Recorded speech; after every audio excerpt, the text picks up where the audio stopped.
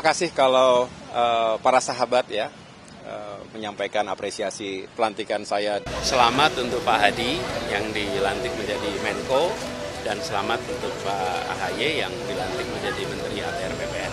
Semoga mereka bisa menjalankan amanat dengan baik.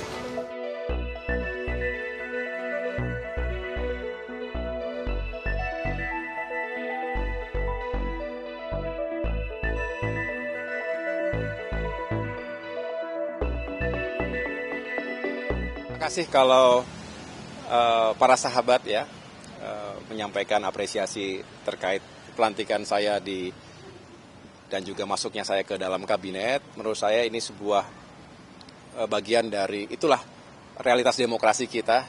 Kadangkala kita bersama, kadangkala kita berbeda, tetapi tujuan kita sama. Insya Allah tujuan kita sama.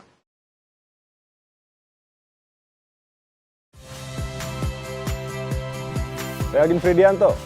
Saksikan terus program-program Kompas TV melalui siaran digital, pay TV, dan media streaming lain.